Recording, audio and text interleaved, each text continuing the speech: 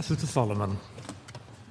My Lord, as I said at the beginning, questions on the nature of liability and how it transfers will be dealt with by Mr. Jupp, and I was crossing into some of his territory towards the end of the morning session. And my Lord, Lord Stevens asked about our second criterion, and again Mr. Jupp will deal with that in his submissions. Lady Rose, before the lunch German, asked about the fact that these cases both proceeded on the basis of amendments and the effect that has. This will impact on how a second criterion works, and Mr. Jupp will address it in more detail, but effectively we say these questions should be determined after the facts are found and not at a strikeout stage or refusing an amendment, as happened in this case, in Barton terms. So before lunch, I was just about to address the court on the purpose for the amendments and the fetch it mischief. And the court has been shown the case of fetch it, which appears at tab 14, and Miss Montraghi read paragraph 32 and the beginning of paragraph 33 at page 680 out to the court. But if I may, I want to read a bit of paragraph 33 which was not read by Miss Montraghi, which impacts on the proper approach to construction. So when dealing with vicarious liability at 33, Lord Justice Elias said, absent any legal wrong by the employee, there's no room for the doctrine of vicarious liability to operate. Here, in contrast to the discrimination legislation, where individuals may be personally liable for their acts of victimisation taken against those who pursue discrimination claims, there is no provision making it unlawful for workers to victimise whistleblowers, so therefore no vicarious liability arose. And that was the lacuna identified in Fetchit, the lack of personal liability. And Parliament then chose to legislate in respect of this, and that resulted in the 2013 amendments. And this wasn't inevitable. Parliament could have decided that, notwithstanding the lacuna, there's no need to make any legislative change, or it could have excluded the prospect of bringing a claim directly against a co-worker, or it could simply have made the employer liable for such acts, but it went further than that and specifically made provision for co-worker liability. But the lacuna was not just sort of wrongdoing that amounted to hitting them or would be a tortious act for which the employer could be vicariously liable, but that the examples you were giving about the complainant being suspended or having their contract varied, that would not fall within the lacuna identified in Fetchit, would it? Because that would have just been a straight 47B1. That would probably have been caught. But in this case, in Fetchit, the employer acted for reasons other than the whistleblowing complaint in order to resolve the situation. So there was a problem caused by people, an employment problem caused by people subjecting the employees to detriment, and the employer then subjected the complainants to further detriment, but not on grounds of the whistleblowing complaint. So they wouldn't, absent vicarious liability, there's no claim against the employer in those circumstances, and that's the lacuna.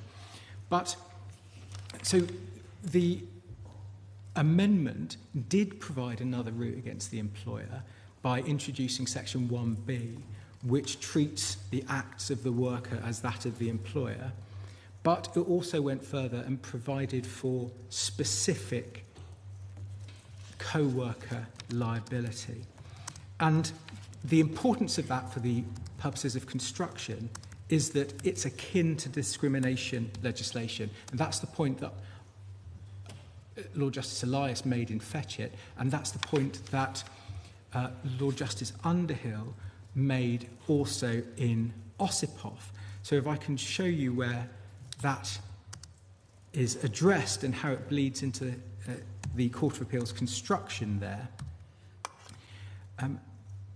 The approach to construction in the Court of Appeal in Osipov starts at page 1554 at paragraph 68 and runs to paragraph 78. So at 68, Lord Justice Underhill wisely said, I start by saying I agree with Mrs. Justice Simler, and approached the construction in the same way that her ladyship did in the Employment Appeal Tribunal.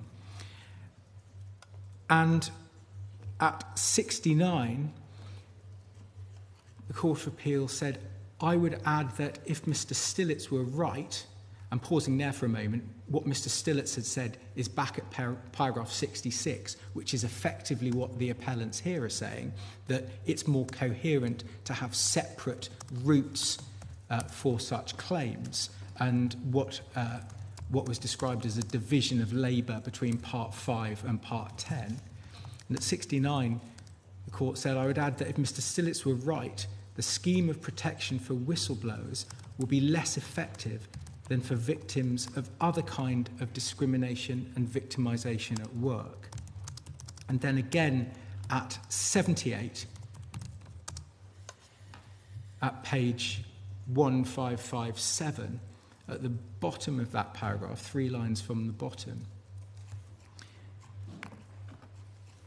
Lord Justice Underhill said, it may well be that Parliament didn't really think through the technical challenges of inserting into the framework of the Employment Rights Act a scheme of individual liability largely borrowed from the discrimination legislation. But the resulting awkwardnesses are insufficient to justify a construction that would produce much more serious anomalies and seem to me contrary to the overall policy of the provision. So the Court of Appeal there is approaching it on the basis that the purposive construction informed by the requirement of preventing discrimination in the workplace would require the construction that we're advancing and that was adopted by the Employment Appeal Tribunal and the Court of Appeal in that case. Lord Justice Underhill, and I accept this point, did acknowledge there were both similarities and differences. So this court can see at 1544, at paragraph 33, he said, although I've noted above... Again, sorry, could you give me the page number again, please? 1544, my lord. Yeah, thank you. And it may be worth just going back to 1543, in paragraph 30, where his lordship spelt out the changes to 47B and likened some of those changes to provisions in the Equality Act. And then at 1544, paragraph 33, he says, although I've noted above the parallels between the amended provisions and those of the Equality Act 2010, I've also noticed some differences, and it's not possible simply to read across from one to the other. So there are similarities and differences, we accept that, but as I've shown you, the similarities caused the Court of Appeal to adopt a purposive approach to construction, and we say that's right. And it's noteworthy in this case that the Court of Appeal did not adopt that approach. And in the Court of Appeal's judgment at page 119, at paragraph 56, the bottom of the paragraph, Lady Justice Lang says, in paragraph 33, Lord Justice Underhill adverted to the differences between the Equality Act regime and the statutory provisions, the Employment Rights Act regime and the statutory provisions in the Equality Act which relate to discrimination. And we say that is not a fair reading of Osipov, because Lord Justice Underhill noted not only the differences but the similarities, and that bled into his construction, but not a correct reading of 47B, and we say that approach infected the construction the Court of Appeal adopted in respect of 47B and 47B2 in particular. And so it's against the purpose for which these amendments were introduced that the court must construe the section. The starting point must be the words of the statute, and you've seen it at 195, 47B2 at 195. 47B does not apply where the worker is an employee and the detriment in question amounts to dismissal within the meaning of Part 10. And the stark difference between our approach and that of the appellants can be seen in the appellant's case at page 40 of the bundle, paragraph 67. Page 40, paragraph 67, which says, Section 47B2 has a plain and ordinary meaning. It excludes any claim for a detriment which amounts to dismissal. What the appellants have done there is excise the words within the meaning of Part 10. And their construction, we say, ignores that. Wrongly. So our construction is that there are two conditions, as my Lord Stevens raised with me before lunch. The first, but so long as we're right about one of those conditions, we win on this appeal. And the first, which is that, perhaps most fundamentally, the act complained of must be the employer's own act of dismissal, is one that means that a claim against a co-worker cannot fall within the exclusion. It can never apply to a claim under 47B, 1A or 1B. In respect of the second condition, Mr. Jupp will elaborate, the dismissal must be within Part 10 in the relevant sense. We say that the appellant's construction leaves a gap. So a co-worker, for example, could victimise an employee because of the protected disclosure. The victimisation may materially influence the dismissal, but the employee may fail under 103A because the protected disclosure is not the principal reason for the employer's dismissal decision. What the appellants say is that is simply the consequence of the architecture of the ERA and that it's just tough luck. We say that can't be right. It misreads 47B2, ignores the purpose of the 2013 amendment, which is to prevent this form of victimisation in akin to preventing discrimination. And it specifically excludes the words that you've seen left out of paragraph 67 of the appellant's case. But you also say that if the co-worker has dismissed, that can't be a dismissal by the employer for the purposes of Part 10. Well, no, that's not what I was about to Sorry. say. 47B1, because you accept that it's excluded, you accept that the liability of the employer for the dismissal is excluded from 47B1 by 47B2, but you don't accept that the employer's liability under 47B1B is excluded by 47. Yes, and Mr. Jupp will elaborate on that, but that's because that liability is for a different act. That liability is a vicarious liability, not for the employer's own act, but because the co-worker has done an act for which statute has now provided the employer must bear responsibility, subject to a statutory defence.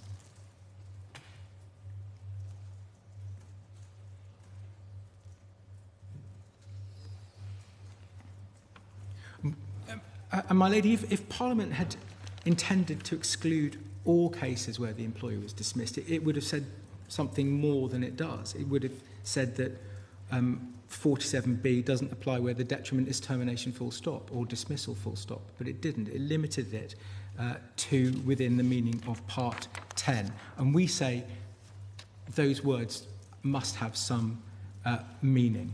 But that means you won't know whether your claim's excluded until after a tribunal has examined the mind of the individual who effects the dismissal and determined whether the reason or principal reason was the protected disclosure. You won't know whether your claim succeeds or fails until that point. No, you won't know whether it's a Part 10 or a Part 5 claim. Yes, you might not. And So you, everybody would have to bring Part 10 and Part 5 claims on that basis.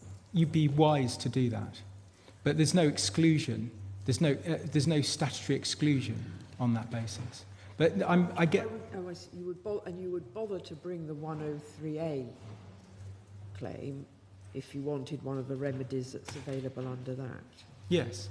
So you have specific remedies there, and you've got other remedies under the victimisation provisions, and you wouldn't get double recovery, and you might succeed under one rather than the other. But again, I'm traversing on Mr. Jupp's more able submissions. I do apologise for coming back to it. Your submission was a co-workers act cannot amount to dismissal. Dismissal for the purposes of Part 10. Yes, and I can do no better, my lord, in that regard than refer your lordship to the judgment of my lady Simler in Osipov in the EAT, where this was dealt with. If I can... Well, how does that fit in then with the actual words of section 47B? That's precisely the question that was being asked in Osipov.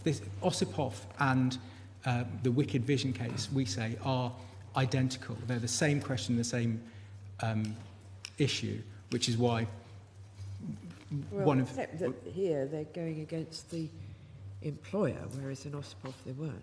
Yes, but that's not a distinction that affects the meaning of the Act, and it wasn't. This isn't a point that's been taken at any stage in this litigation.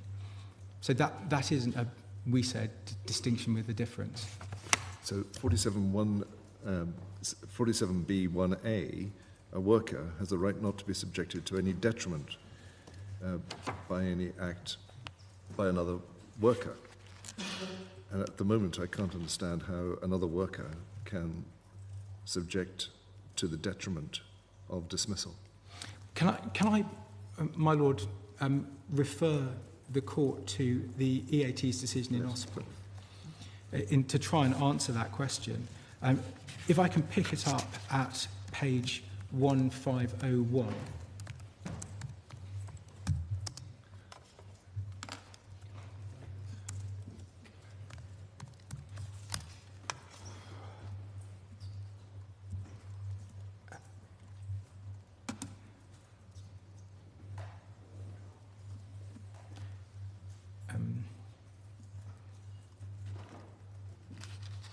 And at paragraph 153 of that judgment, the EAT, my lady Simler,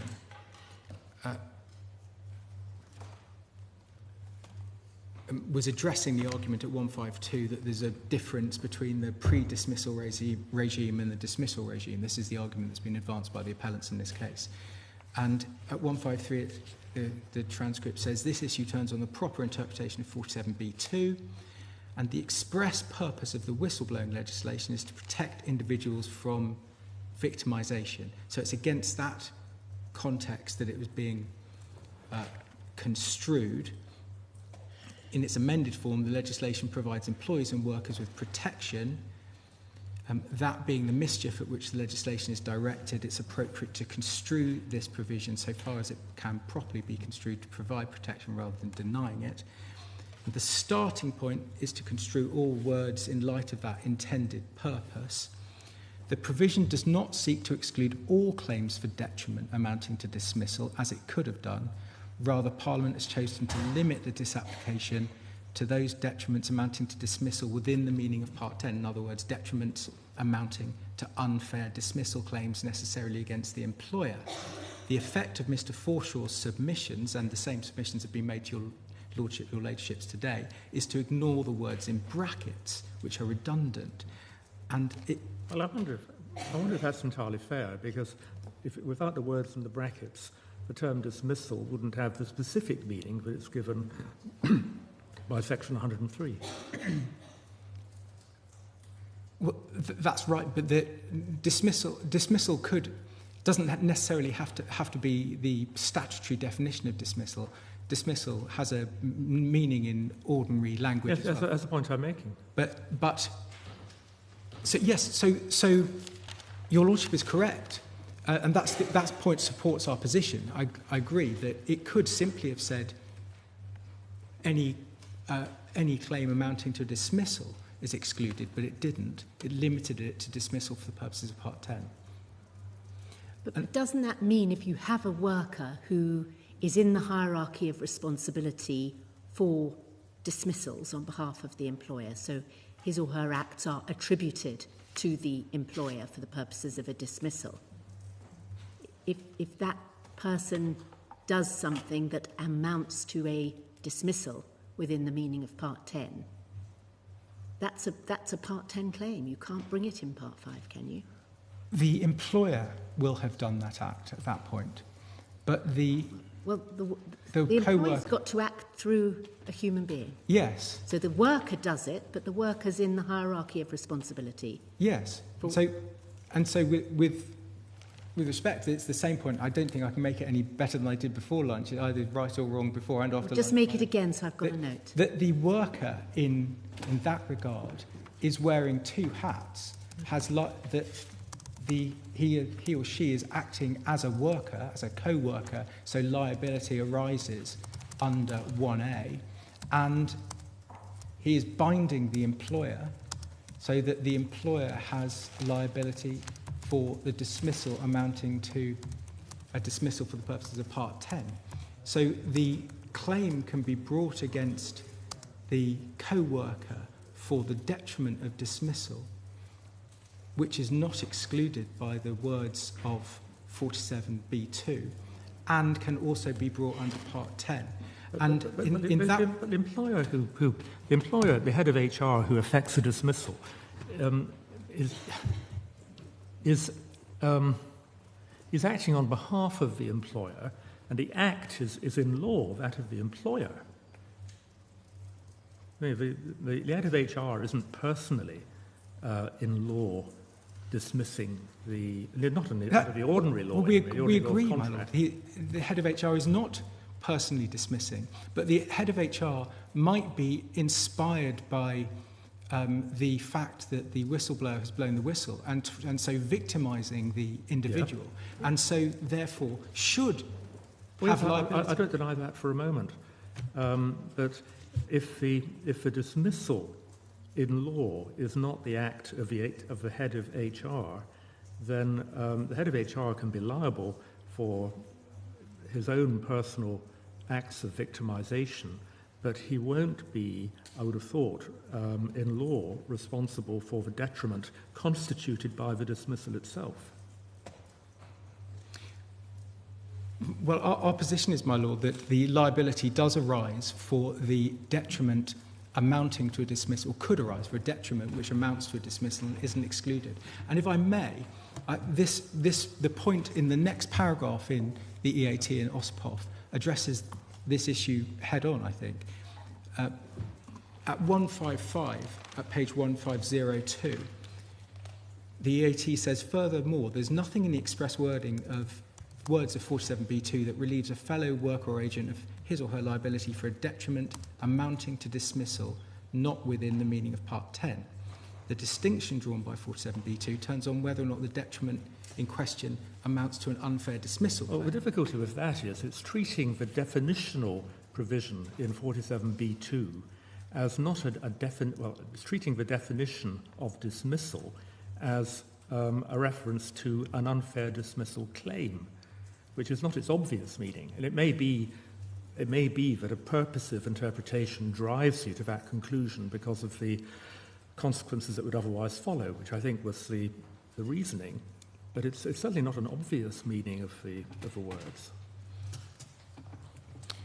Well, for the obvious meaning, if I can put it in a slightly different way, nervous as I am to change the wording that Lady Simler used, the obvious meaning is that a dismissal for the purposes of Section 95 is by the employer. And if it's right, and we say it is, that liability is at large for an individual for doing any detriment, then they are liable right up to the point of dismissal because they're affecting everything. Although in law they are not the employer, and so can't be liable qua employer, they are liable as an individual for flowing from that. I'm not going to read out the rest of that paragraph, but the last few lines underline this point. 150, last lines of 1502 to 1503, there's nothing in the wording of 47B1A that limits the detriment caught by the provision or that excludes from individual liability detriments amounting to termination of the working relationship. We agree with that. I just have a little bit of difficulty about that because how does a co-worker, as opposed to the employer, subject a whistleblower to the detriment of dismissal? That appears to me to be an action taken by the employer, and so it potentially doesn't fall within 1A. If perhaps the constructive dismissal claim puts this most starkly, if a co-worker subjects you to a series of detriments and you, in response, resign, the resignation is the dismissal, and that, in no coherent sense, is an act of employer, save that it terminates the relationship. And everything, including the claim and the contract is terminated pursuant to that, but that is not the act of an employer, and yet it is an employer's termination. Well, it is a constructive dismissal. The words give you the clue.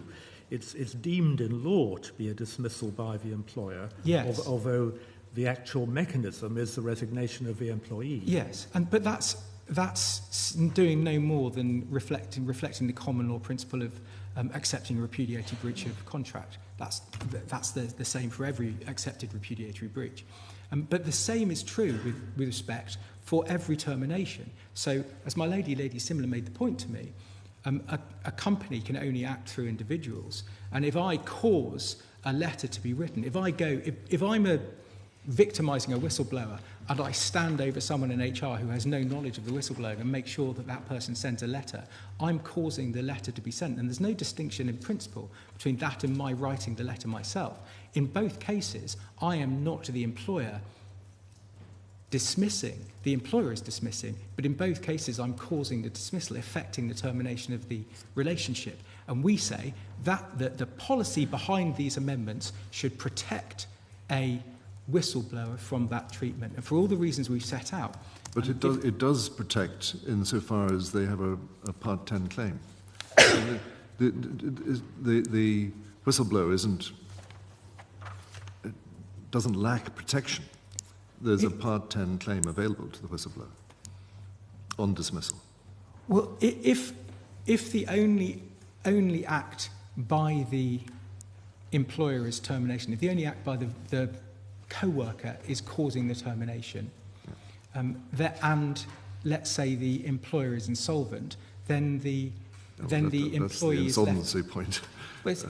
That's a real point that arises often. The employee is left without a remedy, and that's a big lacuna in the Act.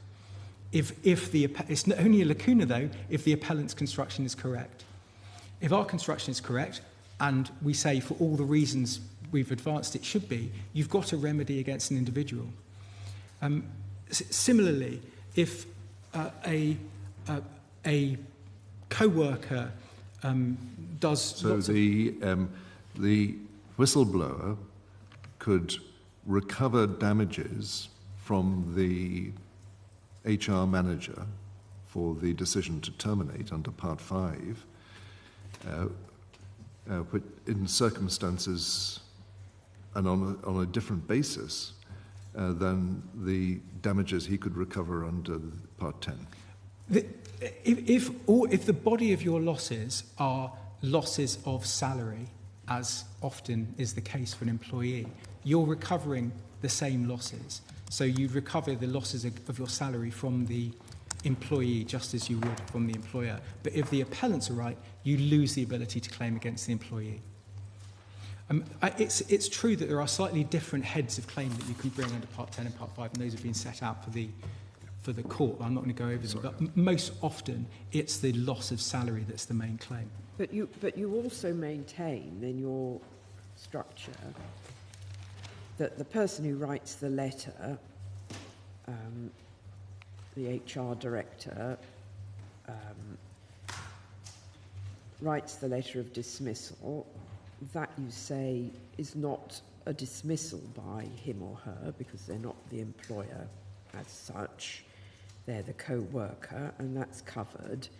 But when that act is treated in 1B as also done by the employer, it doesn't then transmute into a dismissal. It's still a liability for an act that was not actually a dismissal. Yes.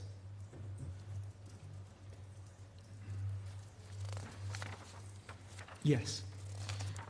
So I note that I'm already over time, my lord, and I apologise for that. But can I just wrap up by saying this? There are a whole series of anomalies that we've identified in our written case, but I've spoken to some of the anomalies already, if the appellants are right.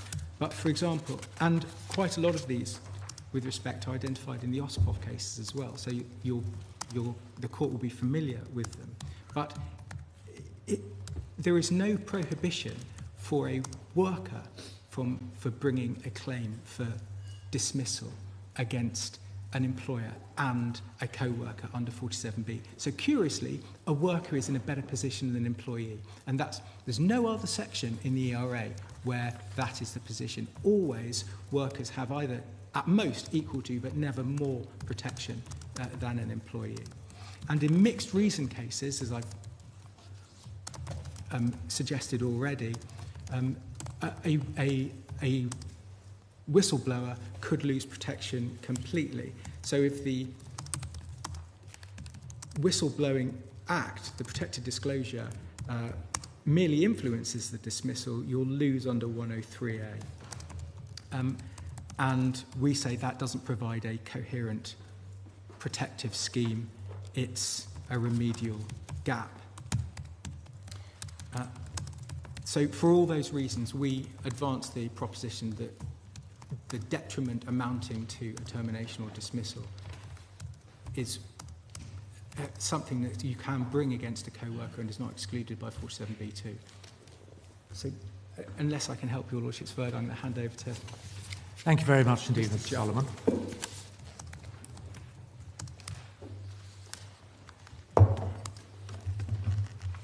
Yes, Mr. Jupp.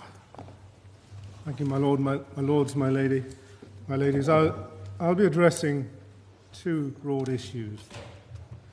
One which I can detect is of some interest to the court, and that is the different forms of liability within Section 47B. And the second issue is what we submit as the practical application of 47B2 and the equivalent provisions across Part 5. The submissions I make are intended to reinforce those made by Mr. Solomon. I'm moving relatively quickly because we have limited time, but if we start with the different forms of liability in 47B, I'm going to address three issues here. Firstly, the distinction between attribution and vicarious liability. Secondly, a discrete construction point about the construction of 47B 1B. And thirdly, I'll finish on that section with three important considerations relating to co-workers and agents. So, in relation to this issue, it's set out at section 5.3 of our written case, but I'm going to put some further flesh on the bones if I can. Can I invite you, and we can take this relatively quickly, to turn up page 194, which is the current version of 47B. And we can see there that subsection 1, primary liability on the employer. A worker has the right not to be subjected to any detriment, etc., by his employer, done on the ground that the worker has made a protected disclosure. That's clear enough. 1A, before we move away from section 1, that form of words appears in every form, in a similar form or identical form in every subsection of Part 5. If we also think about primary liability of an employer, that is, as we've heard, also the nature of the liability in Part 10. Because the liability in Part 10, we know from Section 94, an employee has the right not to be unfairly dismissed by their employer. And Section 95, an employee is dismissed by his employer if and only if, etc. So we know that that form of liability spreads across to Part 10. Then we have 1A. That's another form of primary liability. It's primary liability on the co-worker and agent who subject the employee to a detriment. And then in 1B, we have a different form of liability. It's a secondary form of liability, vicarious liability. And I'm going to come back to that in a bit more detail.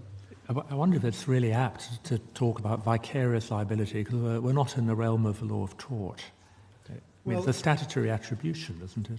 Well, my Lord, I say not, and I'll come on to this. I say this is effectively a codification of the common law, and I'll come to that. And I say that to understand how these forms of liability operate, some cases it's necessary to go back to first principles.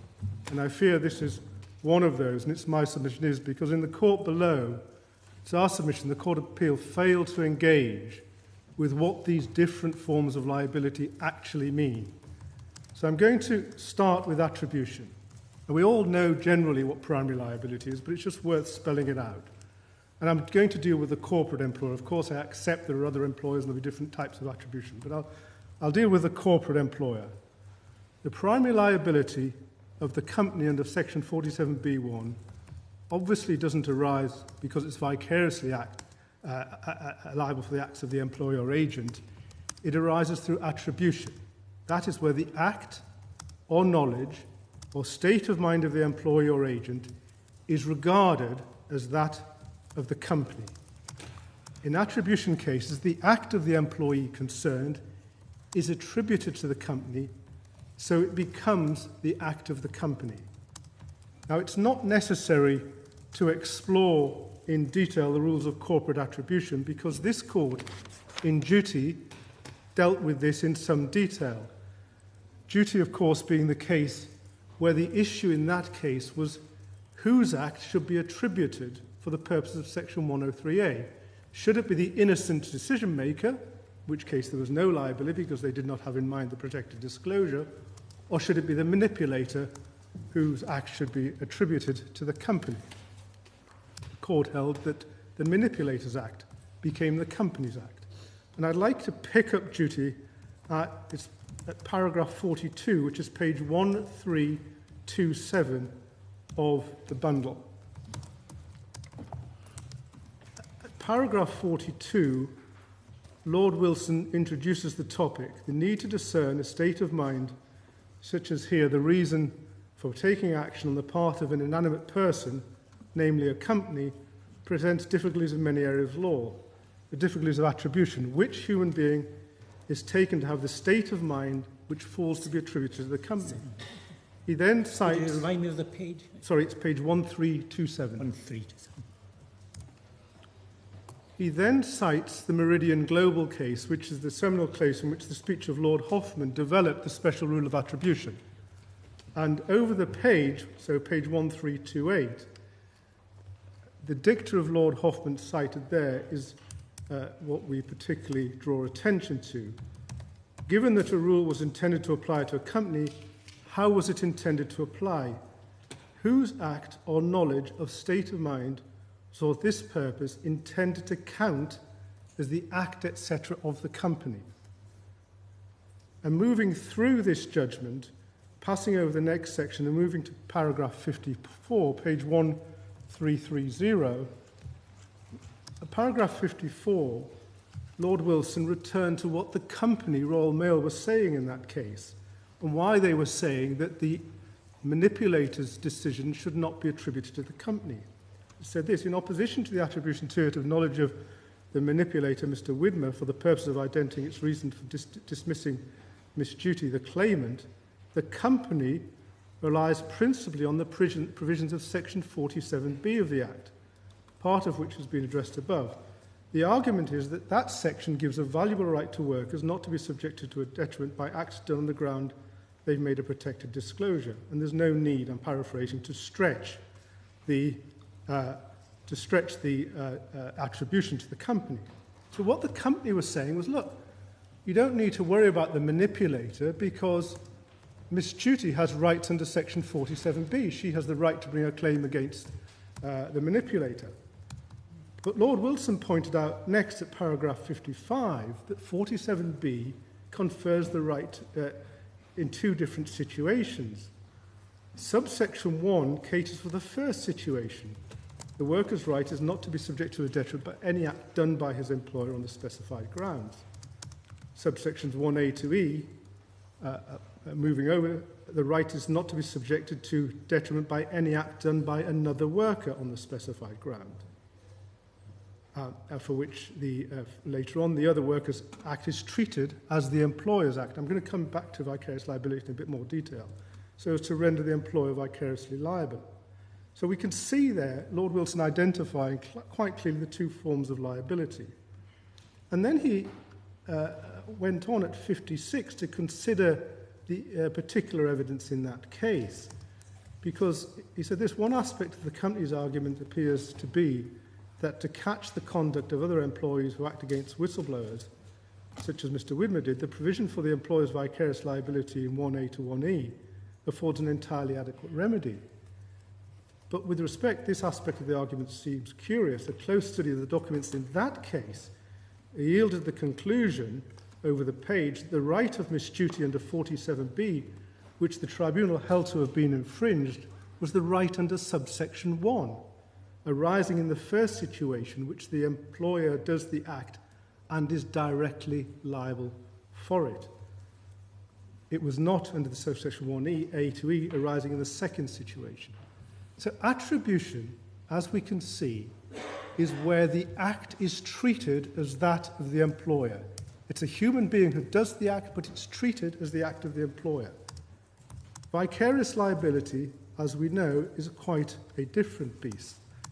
And in our analysis of vicarious liability, it's useful, we say, to start at the common law. And in the recent BXB case, which starts in the bundle at 1565, it was a case which my Lord Reid and Lord Stevens were in and provided support for the judgment of Lord Burroughs. And just briefly on the facts, the issue is whether the Jehovah's Witnesses were vicariously liable for the act of an elder who had raped a member of the congregation. It was held that although the elder was in a position akin to employment, his conduct was not so closely connected to the acts he was authorised to do that it could fairly and properly be regarded as having been done in the course of employment. But the paragraph, and it's the very first paragraph of the judgment, I'd invite you to read. And once you've read it, I'll just pick up 2 points that I'd like you to have in mind and focus on. It's page 1570.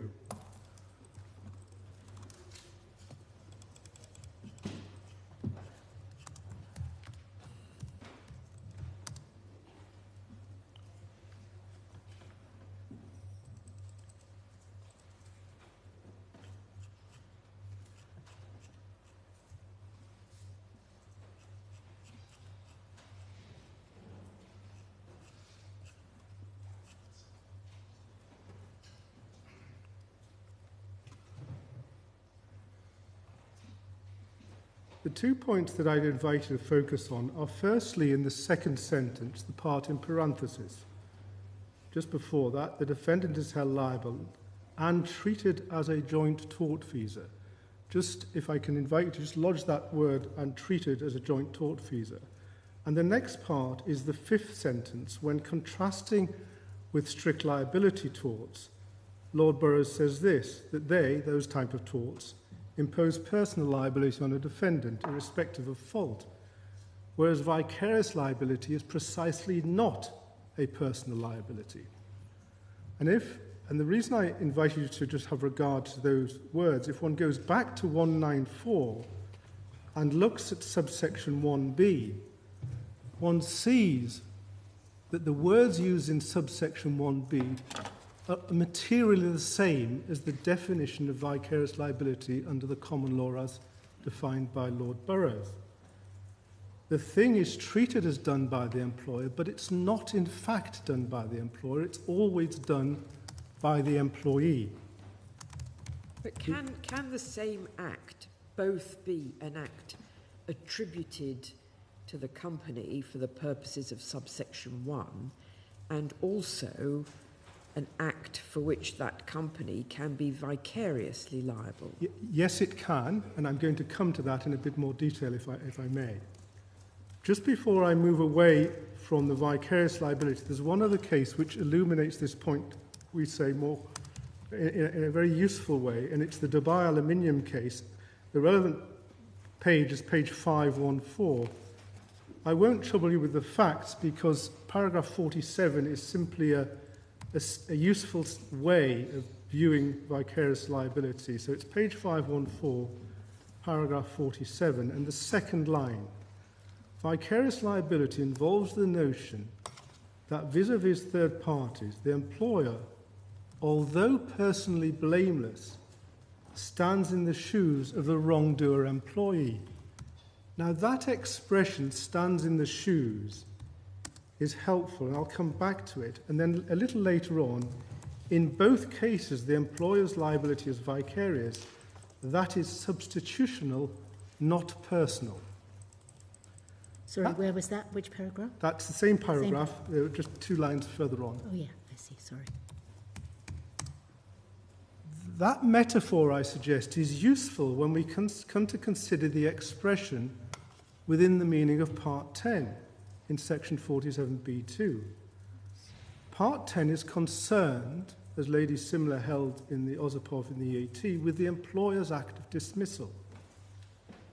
So when we look at 47.1b, what we're doing is looking at the employer standing in the shoes of the employee and taking on that liability, not, as it were, to stretch the metaphor, wearing its own shoes.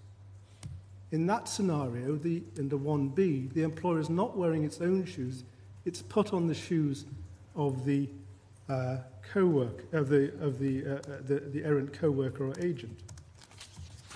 And as we can see from that analysis, Section 47b is a carefully constructed scheme for the allocation of liabilities. And before I just want to move on to one discrete point about the construction of 47.1b, because 47.1b is in the nature of a deeming provision.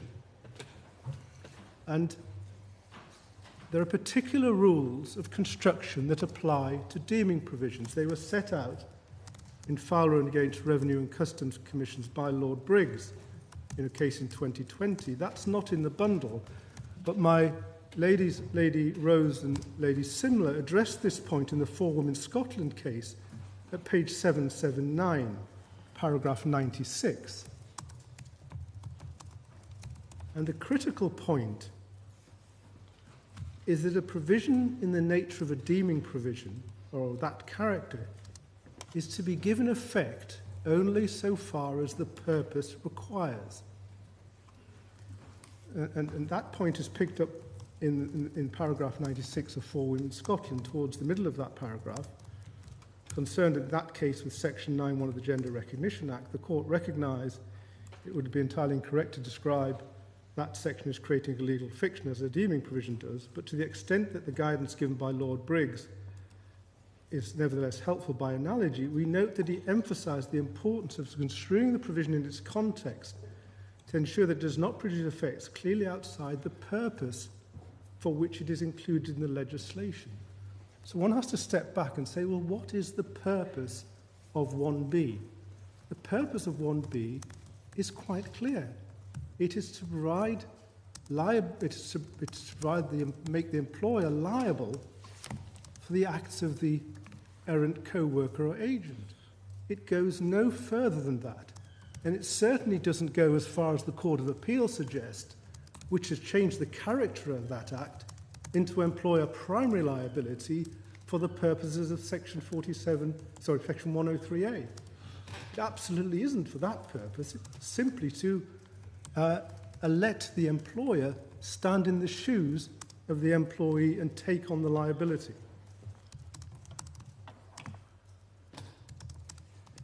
The purpose is to make the employer answerable for the co-worker's wrong.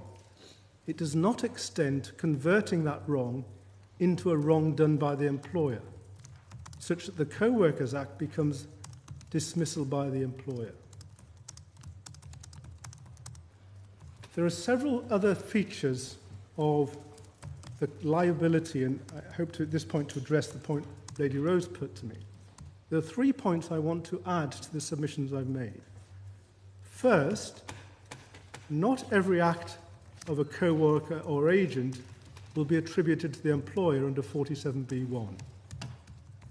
Only those decision makers in the hierarchy with some involvement in relation to decisions about the claimant will have their acts attributed to the employer, so they become the employer's acts.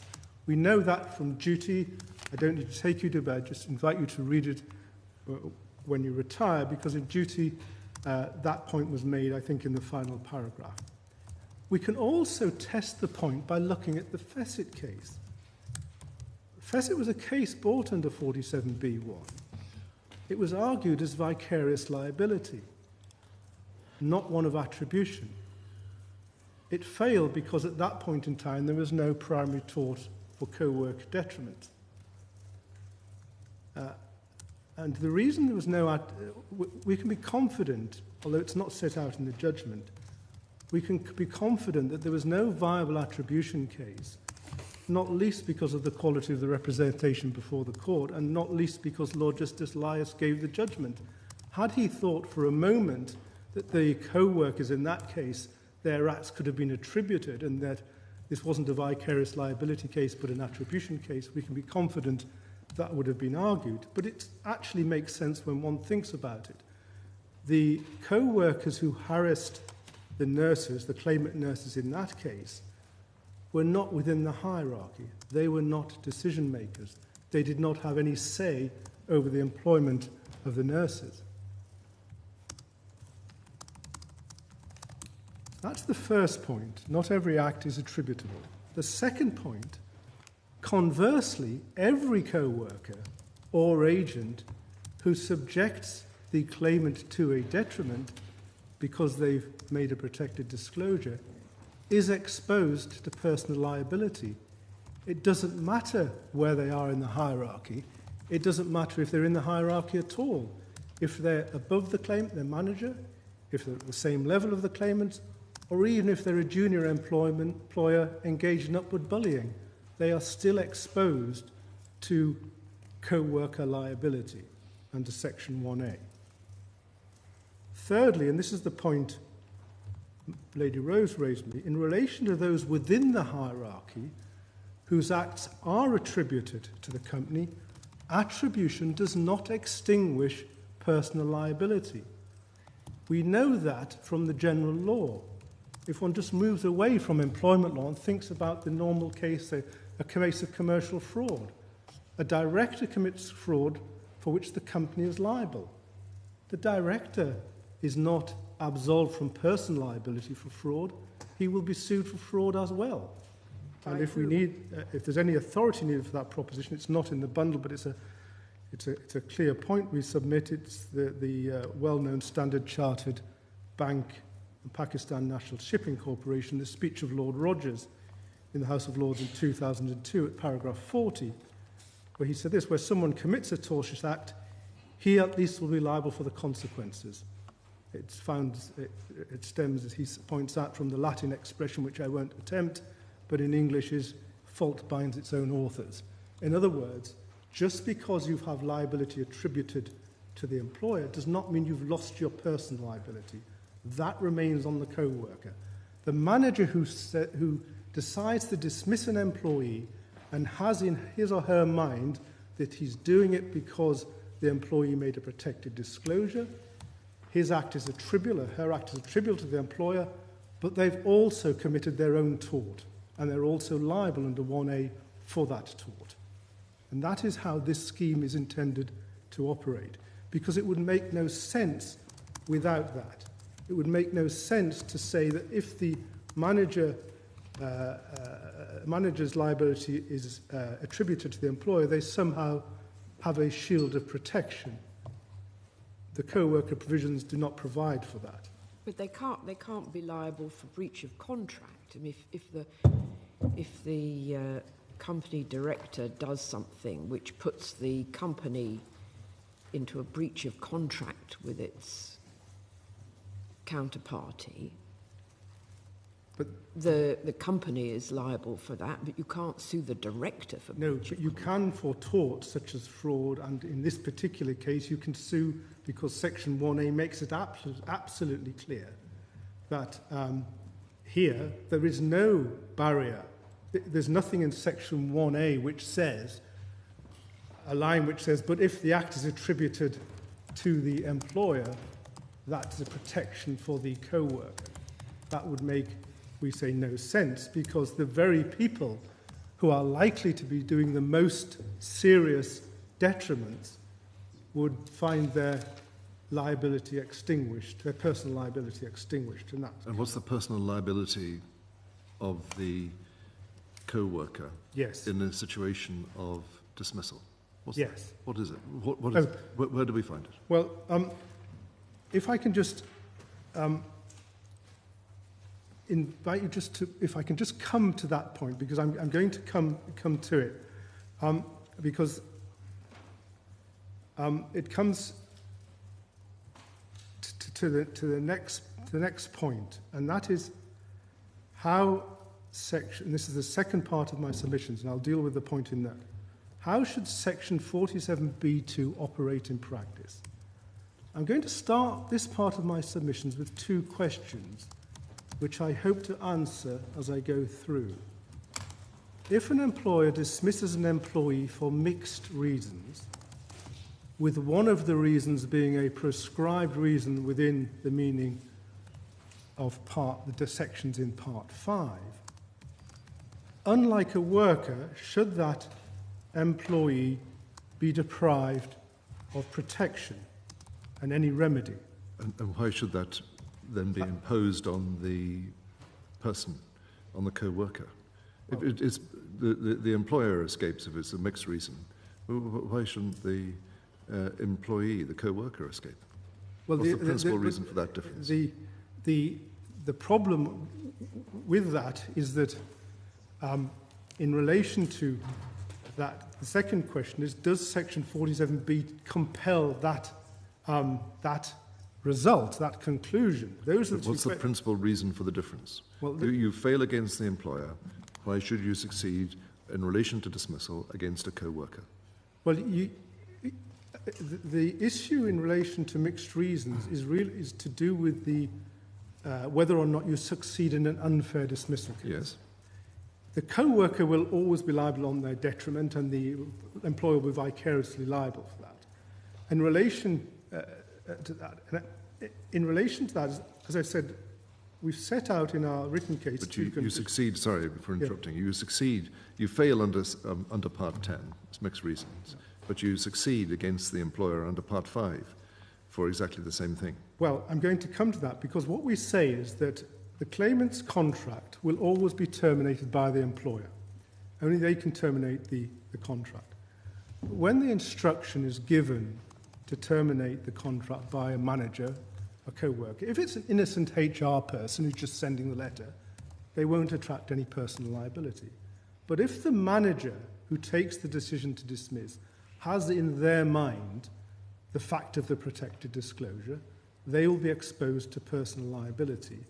And Section 47B works as follows. Firstly, under 47B1, in that scenario, the Managers Act is attributed to the employer. Yeah. So they are the people who have dismissed. Yeah. The dismissal becomes the act of the company. It engages 1A by attribution. So the Managers Act...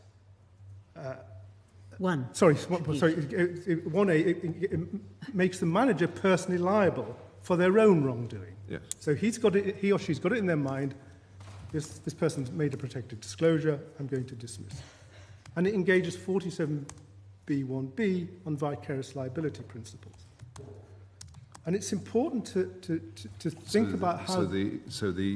just make absolutely certain I understand you. The whistleblower succeeds under Part 5 in a dismissal claim based upon attribution to the employer in circumstances where he wouldn't succeed in an unfair dismissal claim under Part 10. Well, I'll come to that point because, firstly, just to answer the question directly, there is nothing to prevent in the Act parallel claims being brought, and I'm going to develop that a little bit more. But before I do so, it's worth just looking at how the Act was... Sorry for pressing you, but is the answer to that question just simply yes? Yes. It's just an anomaly. That's the way yes. it operates. But it's not by attribution in that case. No.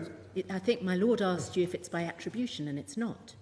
It's by personal liability under 1A and vicarious liability under 1B. No, my Lord is right, because our submission goes further than that.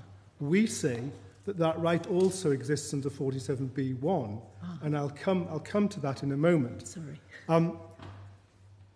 It's useful just to take a step back and think about how the legislation was prior to the 2013 amendments. Could I just invite you to turn to page 321? This is the form of the legislation before, and the section bears a lot of similarity with several of the other sections in Part 5. So we have, as we already have identified, primary right on the employer, liability on the employer, and then we have subsection 2. So as matters then stood, and as the position currently remains with other parts of Part 5, a claimant who is dismissed by his employer in circumstances where they believe they'd be dismissed for a prescribed reason could bring two parallel claims. They can bring a claim under Part 10 for section, we'll use the whistleblowing example, for Section 103A dismissal, and they can bring a claim for a detriment under Part 5. And what then we say ought to happen is the case goes to the tribunal. Tribunals are very used to dealing with parallel claims. There's nothing unusual about that. The tribunal then determines the facts. Say, for example, the employer is saying, you weren't dismissed for whistleblowing, you were dismissed for misconduct. They've got a complete defence. They win on that defence, the case fails. On the other hand, if the claimant succeeds and she establishes the sole or principal reason for whistleblowing, she succeeds in her 103A claim. What then happens, because of subsection 2, is her 47B1 claim falls away. She cannot succeed on that claim, and subsection 1 makes that clear because she has established that the detriment in question amounted to a dismissal within the meaning of Part 10. She's established that. But what happens in a mixed reasons case? The tribunal has a halfway house. Well, actually, the employee hasn't established that the sole or principal reason for the dismissal was the making of the protected disclosure. There was some misconduct on their part, but the protected disclosure was a material influence on the decision. Now, in those circumstances, the claimant loses her 103A claim, and she has a 47B claim. But, of course, she doesn't get the full panoply of unfair dismissal rights. That's a claim under subsection 1? Yes, that's a claim under subsection 1. She doesn't get her full panoply of unfair dismissal rights. She's not won on her unfair dismissal. She doesn't get her basic award. She can't be reinstated. And she doesn't get what is sometimes overlooked and quite critical in some industries. She doesn't get the declaration of being unfairly dismissed. Because if you're in a regulated industry and you've been dismissed for whistleblowing and you get a declaration from a tribunal saying you've been dismissed for whistleblowing, that can be very valuable on its own. Of course, Protect have observed in their written submissions, paragraph 38, I won't take you to, and I won't steal Miss Jolly's thunder, there is nothing that prevents parallel claims, and it makes more sense to think of these claims as parallel claims. And I'm going to address directly, I hope, some of the criticisms that can be made of this approach in a moment. Before I do, I just want to invite you to take up the case of Melia at page 1034 and paragraph 34. Now, Melia is frequently cited as a case which is against us. But in my submission, that's not a correct reading of what Lord Justice Chadwick was saying at 1034. He was taking the submissions of the claimant, employee in that case. It's paragraph 34, 1034. Mr. Melia is correct in the submission he makes. When the two sections are read together, the proper meaning to be given by the phrase the detriment in question amounts to dismissal is that it excludes detriments which can be compensated under the unfair dismissal provisions. If the detriment cannot be compensated under the unfair dismissal provisions, and then he deals with what I say is simply a fact-specific point. The fact in that case, for the reason that there was no loss sustained in consequence of the dismissal, then there is nothing to take it out of section 47B. If we ignore the part between the two dashes and put, for example, if the detriment cannot be compensated under the unfair dismissal provisions because it's a mixed reasons case, you get precisely the same conclusion. And that must, we say, be the obvious way of reading this. You bring the parallel claims, the tribunal works out what the facts are, it says, yes, you've won under your 103A claim, your 47B1 claim falls away, you've lost on your 103A claim, you've got your 47B1 claim. I'm now going to deal with what I anticipate could be some criticisms about this. The first case will be, why bring a Part 10 claim at all? You've got a higher burden of proof, you've got a higher causation threshold, and you don't have the burden of proof exempt. Well, there are several examples. Expressing perhaps the same question is why didn't they simply, in 103A, change the threshold from being a principal reason to any ground reason? Well, the reason for that is that principal reason is the foundation of unfair dismissal. And the reason it's the foundation for unfair dismissal is because when you require somebody, when you've dismissed somebody for the reason or principal reason of one of the prescribed reasons, that entitles that claimant to the basic award, which is an statutory amount of money for loss of employment, measured in the same basis as redundancy payments. You wouldn't be giving that to people who may have lost their employment anyway in a mixed reasons case. I'll give some examples of that. In a mixed reasons case, in fact, I'll just defer my submission of that just for a moment, because I just want to, if I may, my lady, just focus back on where I was, because in an unfair dismissal case, you get the basic award, you get seek reinstatement, you get the declaration, and 47B, you get interim relief. But there's also one critical point which is not developed in the case law, and it's a practice point rather than a legal point. If an employer dismisses somebody for a prescribed reason, say whistleblowing, and that is the sole or principal reason, it is going to be very difficult for that employer to say they would have been dismissed in any event. Save for possibly redundancy, it's extremely difficult for an employer to come along and say, well, actually, you would have lost your job anyway. In other words, the attraction for claimants is they're likely to get a substantial amount of what they're claiming. In a mixed reasons case, that is not the case, because if you imagine somebody's dismissed for example, whistleblowing and conduct, then the employer will come along and say, look, the conduct was so serious. Yes, the whistleblowing may play a small part, but they'd have been dismissed anyway. Or if they wouldn't have been dismissed, there should be a massive percentage reduction to reflect the chance they would have been dismissed.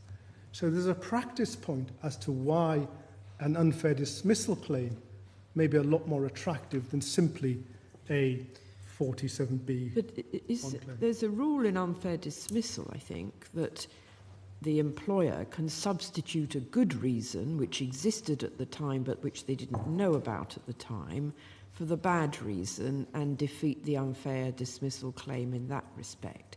Does that same rule apply in 47B?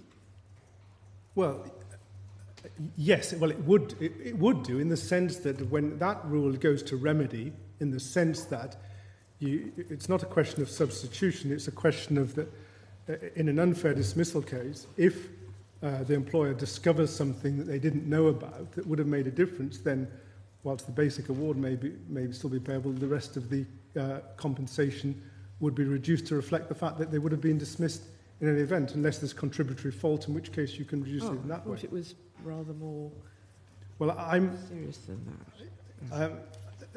But in a sense, it's a remedy question, because if the same point arose in a 47B case, all that would happen is the employer would say, well, they would have been dismissed anyway, because we've just discovered this.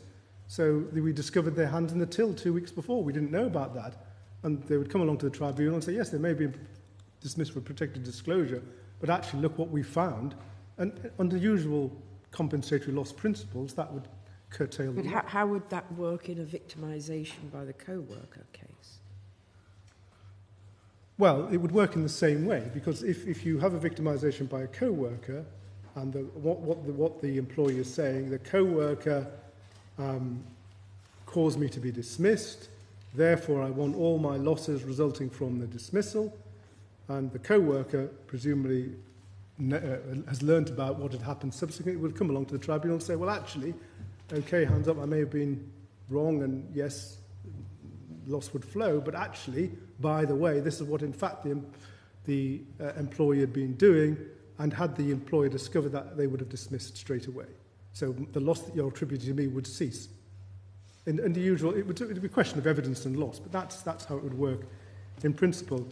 Now, Mr. Jupp, I should just intervene to say that we're going to have to hear from the intervener very shortly, so you're going to have to draw your remarks to a close in the next minute or two. Okay. I'll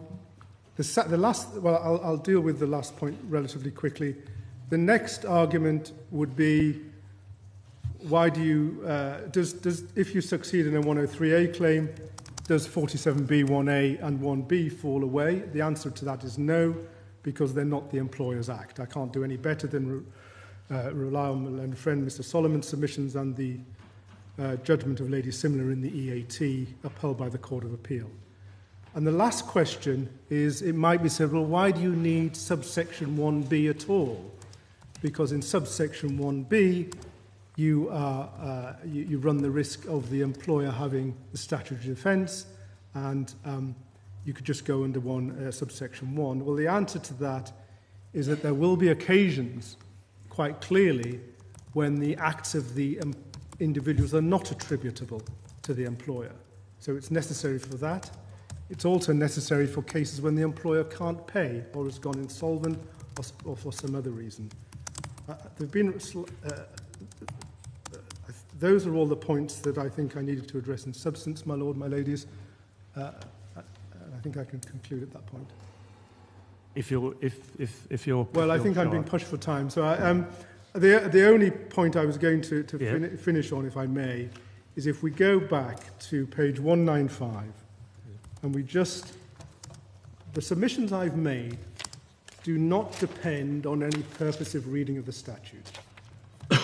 They are simply, and as important as that is, and it is important, but what they do is simply, we say, faithfully reflect the wording of 47B2. This section does not apply where. That suggests an existing state of affairs. The detriment in question, that's the detriment under consideration, amounts to dismissal. The detriment itself must be concerned with dismissal amount to a dismissal. Within the meaning of Part 10 means it must be a dismissal by the employer under primary liability, not where the employer is wearing the employee's shoes, if I can put it in that way. For those reasons, we invite you to dismiss this appeal, and those are my submissions. Thank you very much indeed, Mr. Jupp.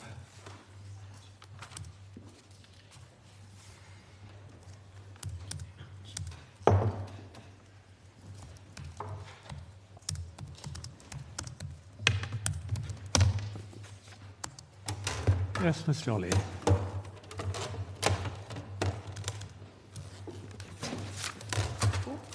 I wonder if you could just pass my...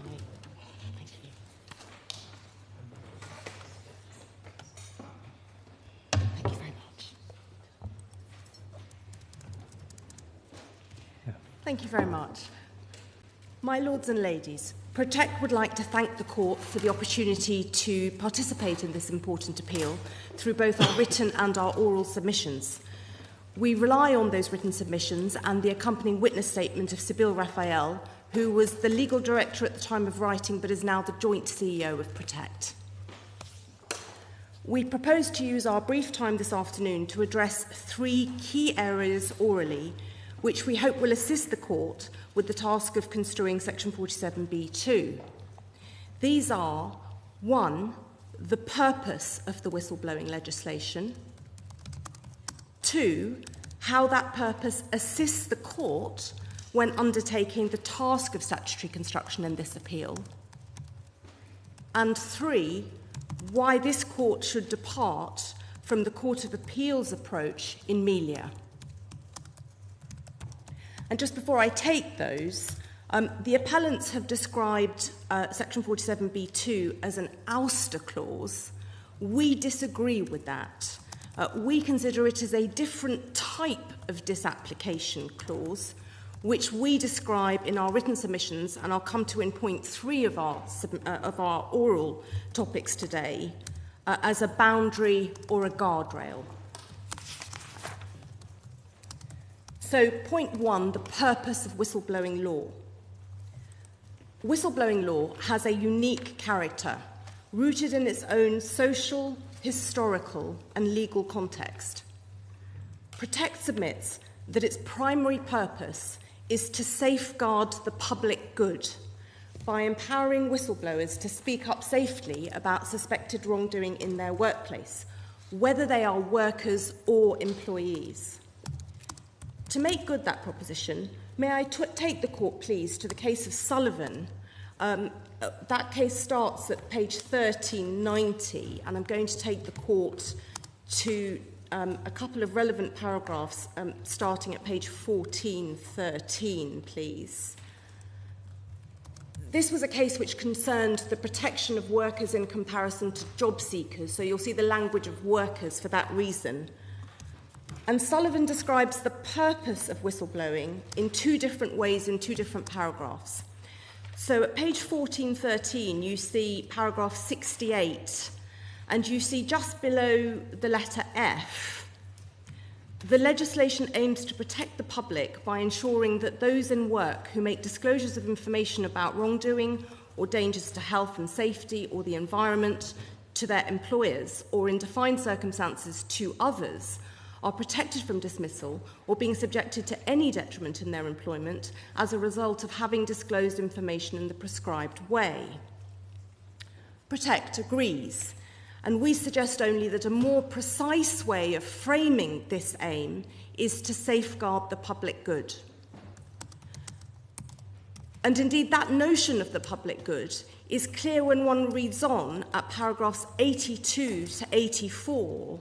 And if you could turn, please, to page 1418, where that begins, I'll invite the court to read 82 to 84 in their entirety when they retire, but just to make this point good at paragraph 82, it's the 3rd line down that starts, "It is clear that the purpose was to protect the public interest by ensuring that information about wrongdoing or threats to health and safety or the environment could be disclosed.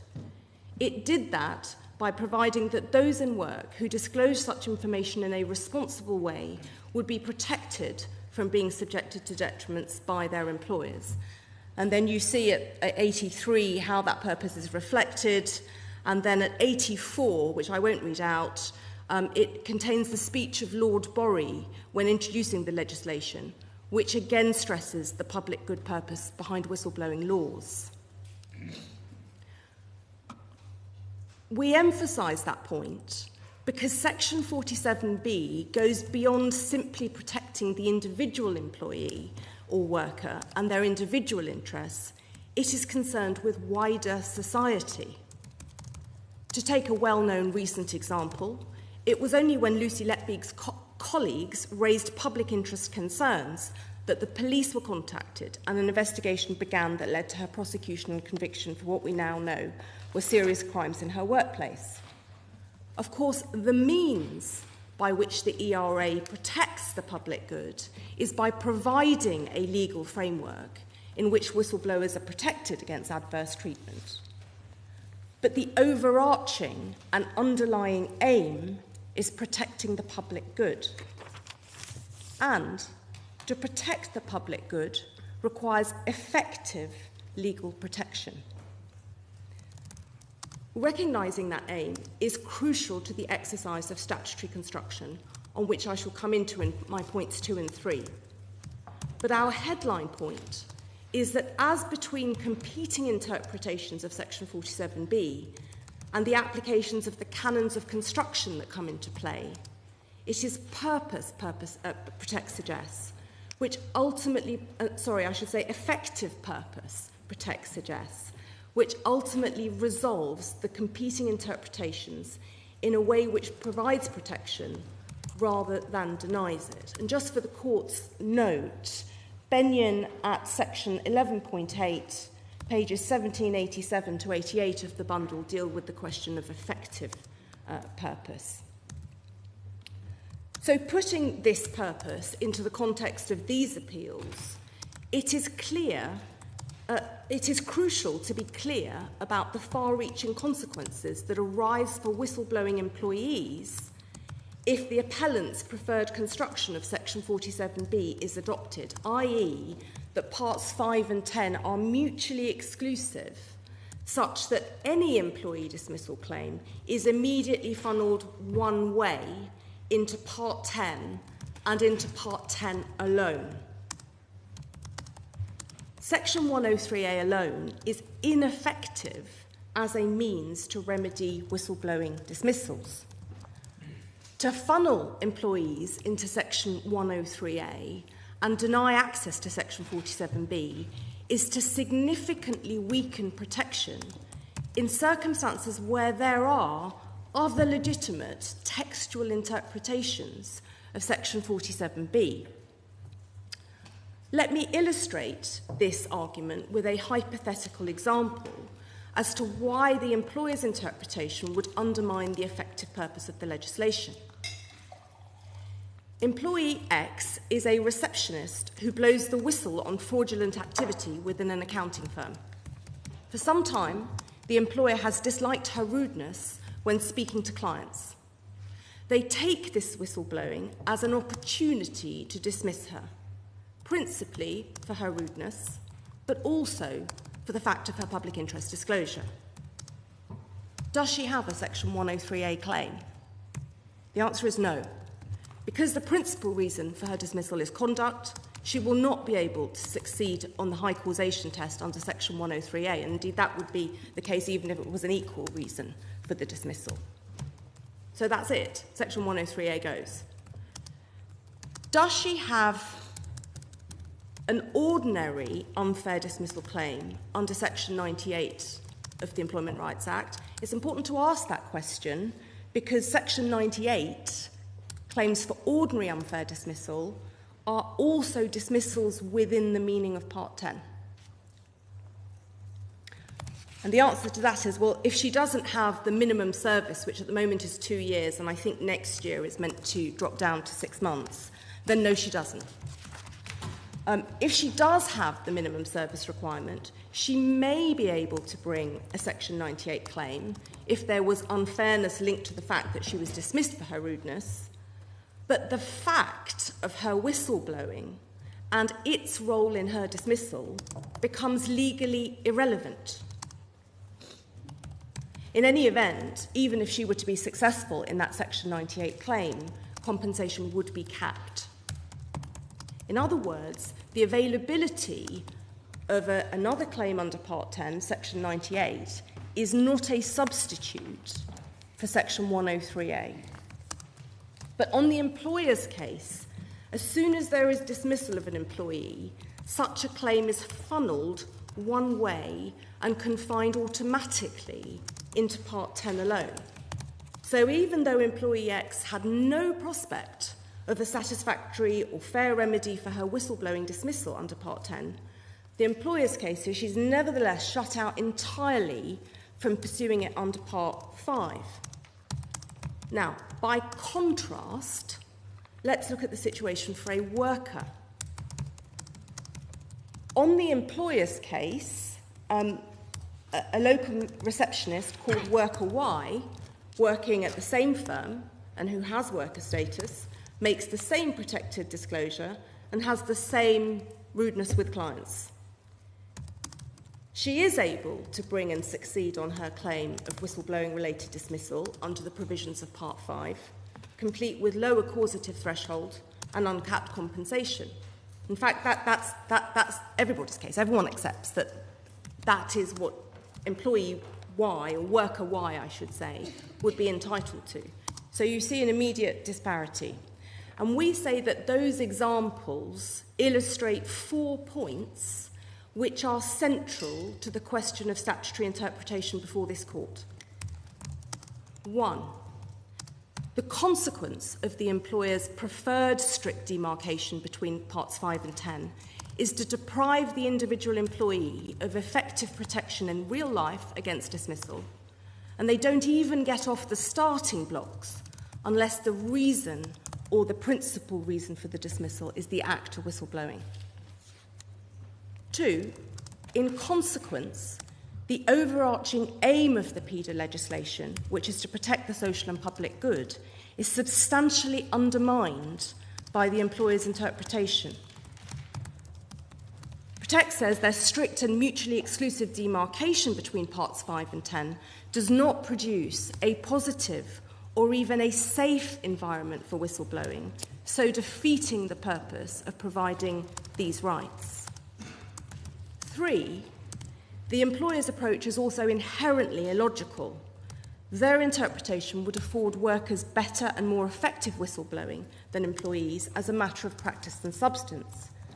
And as we explain at paragraph 44 of our written submissions, which is page 100 for the court's note, the employer's construction starkly reverses the normative position across employment law that employees are more fully protected by employment rights than workers, who the law recognises to be an intermediate class of individuals typically possessing a more limited set of employment rights.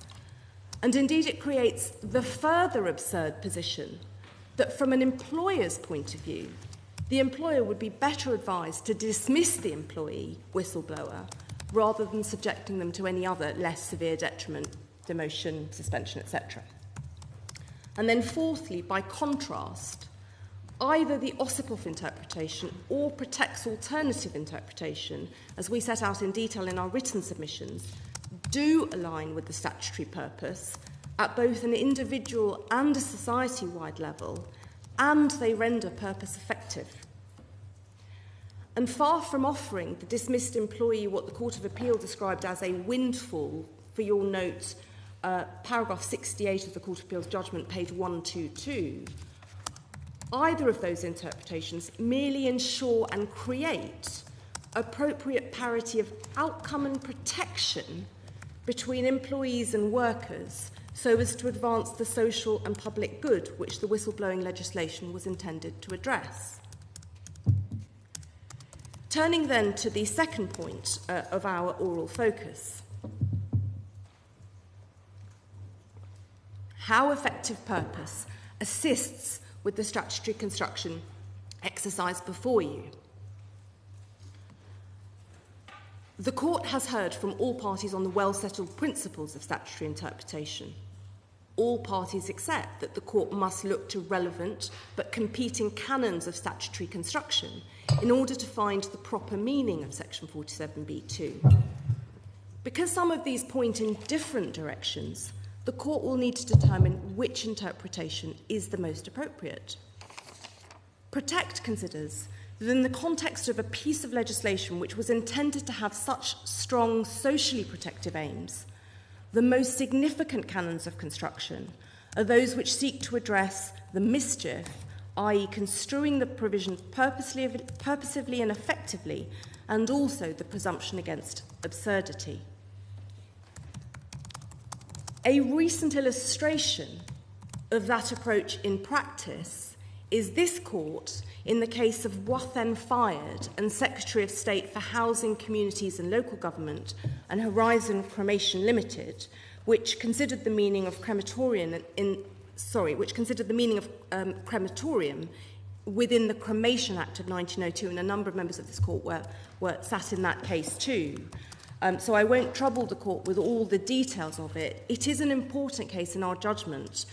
It's in the supplementary bundle, starts at page 29. We would ask the court, when it retires, to read, it's a short judgment, and to read the whole of it. But the 4 key points which we wish the court to draw from it are the following.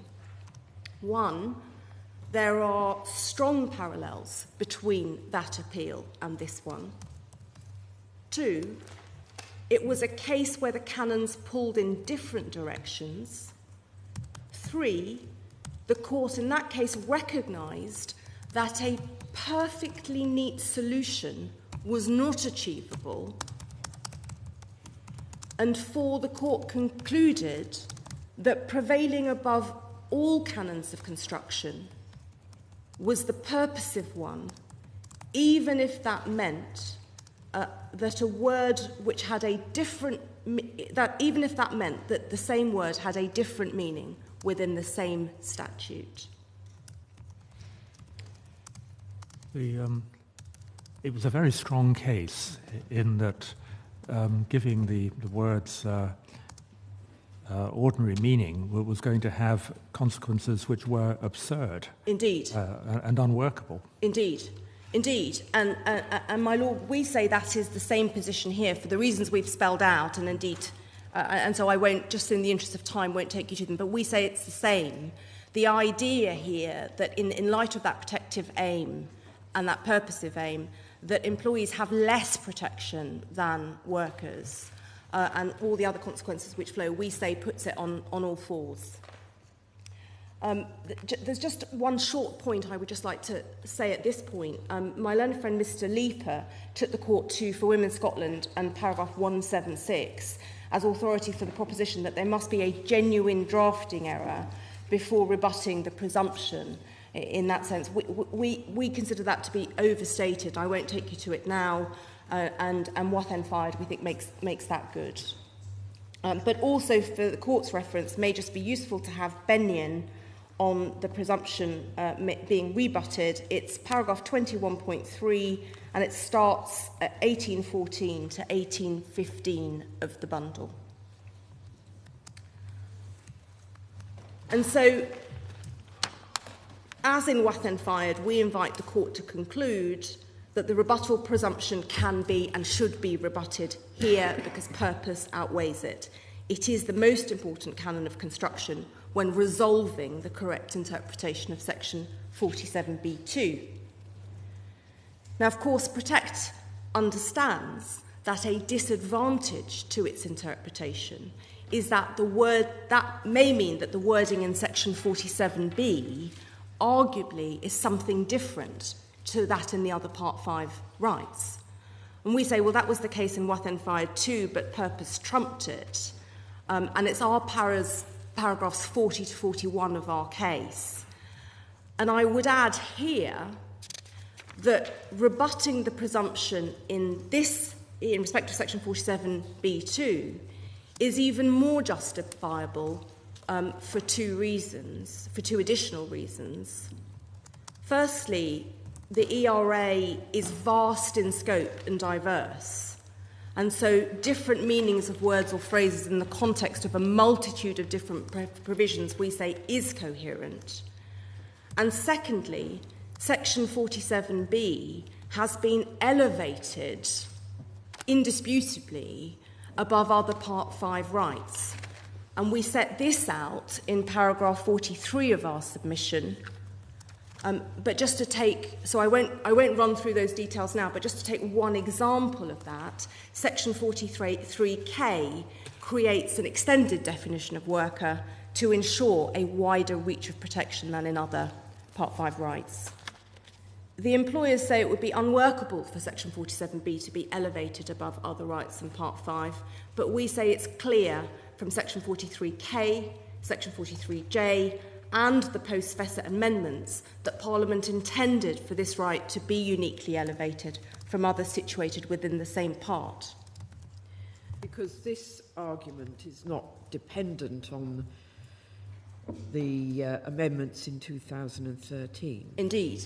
It makes our point that this is a unique provision, but it's not dependent on them. But you say, even if you're not relying on the vicarious liability of a worker, the dismissal is only a dismissal within Part 10 if the principal main reason for it was the protected disclosure. Yes. And if it wasn't, then it's not a dismissal within Part 10. Yes, exactly that. Exactly that. And that's why we have that. I'll come to. I'm so sorry, my lord. No. Carry on. My lady, yes, and I'll come to in my point 3 how we say that operates effectively, if that would be helpful. The point that was occurring to me was that it might be said that is reading 2B as if it referred to a dismissal within the scope of Part 10, perhaps, rather than within the meaning, which looks like a definition. I'm so sorry, my lord. I didn't quite catch you. Yeah. Well, I was just remarking that the words in parentheses within the meaning of Part 10 would seem to suggest that they're intended to be definitional of what the concept of dismissal is. You look at Part 10 to find out what is a dismissal. Well, my lord, if you would just bear with me, I'm going to deal with that in point 3. But I think just the flagship point for you on that question is that we set out at paragraph 27 of our submissions why we say that those words are ambiguous, and why we say there are two sections that are symbiotic within that key phrase that are ambiguous for all the reasons that we set out.